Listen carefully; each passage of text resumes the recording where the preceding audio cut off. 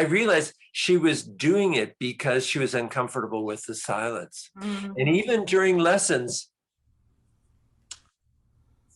I have no problem Mm-hmm. nodding my head for a few minutes just to think things. I've already got to the end of what my thinking is, but I know if I just sit there for a little bit longer, the students will change whatever it is that they're doing and come with me. Whereas if I just quickly go through my thought process and continue, they may or not be continuing with me. Right, right. Yeah, I remember the this period of time when I had to practice that really hard. But once you're comfortable with the nonverbal part of a lesson time, then because one time I remember well, similar to what you said, keeping a little there's a little silence and I was actually thinking, well, what should I say? And then I realized the power of the students paying attention to you even Right, more. right. And so when we think that we should be talking the whole time, it's tiring and sometimes less effective. Yeah. Right. So that's a good topic for one of our sessions. Right. And then when you said uplifting personality, Yes. um, I thought that's a completely different topic, though. Related, Right, but yeah, related. Right, related for it is sure. Yeah. related. Because that remind me, one student I teach, and it's always Thursday because I just taught him yesterday. Um, I think he's gradually growing out of it, but he tends to go into the self-criticizing mode very quickly Yes. when I and now Yes. on Zoom. So I always try to be the uplifting side and try to lift him up, but then it's like the other side is always the downing Right. person. Yeah. So How old is he? teen Yeah. nine eighth going to ninth. Yeah. Yeah. I frequently have a conversation with one of my students a similar age about his tendency to, I put it in blunt words, beat himself up. Mm. So whereas nobody else is finding fault with you, you going through life and saying, oh, I'm not the best friend I could possibly be, or Dr. Thompson's disappointed in my, progress this week. Yes. So he's projecting other people's negative thoughts on him when those other people don't have negative thoughts about him at all. Yeah. Yes. I found that especially with teenage students, it should not be a topic that we kind of skip. No, Right. no, Right.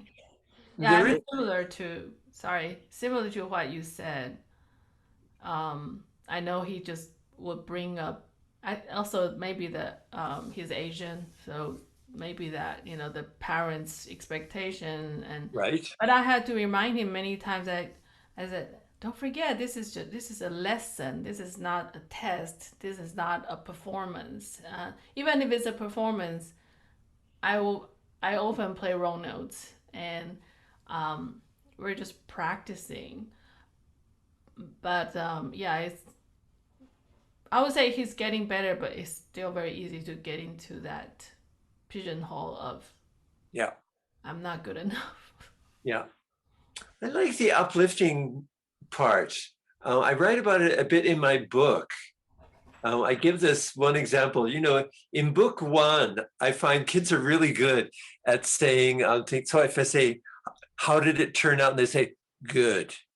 And after about 2 weeks of hearing good, I just go, let's get rid of that word. Uh-huh. Let's have incredible, or let's have the best in the entire world, or excellent. And so, they'll play something and I'll say, how was it? And they'll say, good. I say, are you sure? I thought it was excellent. Do you want to play it again?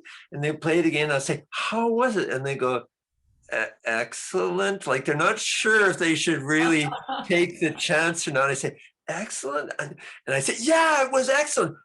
But maybe you better say it differently, because when you say excellent, it doesn't really sound like you're committed to it. Yeah. And so we go through this little, dialogue where I'm really encouraging them to be excited Right. about what they're doing. And Right. my hope is that when they get home, that excitement will continue there. So when their mom says, "How did your practice go today?" Mm-hmm. They're good, but they'll say, "Oh, it was excellent." Right.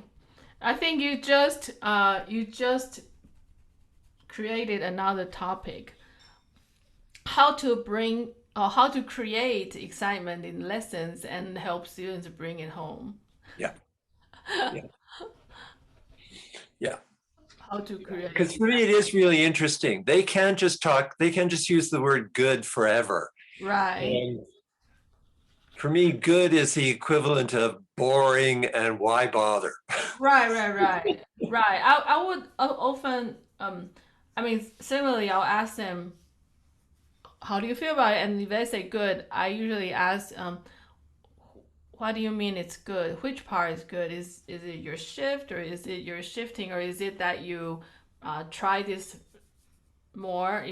Is it because you practice that part a lot this week? And I try to ask them what's specific, or and oftentimes they it's also very hard for them to say why it's good. Like I feel it's good, but I don't know exactly why it's good.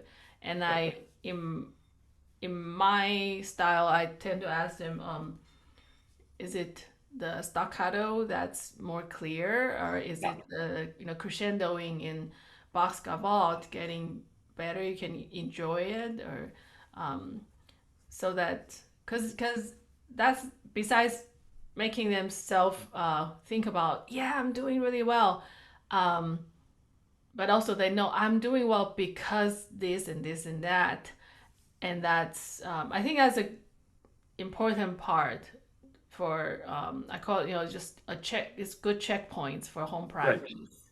Yeah. Yeah. I call it getting comfortable with using descriptive language. Mm-hmm.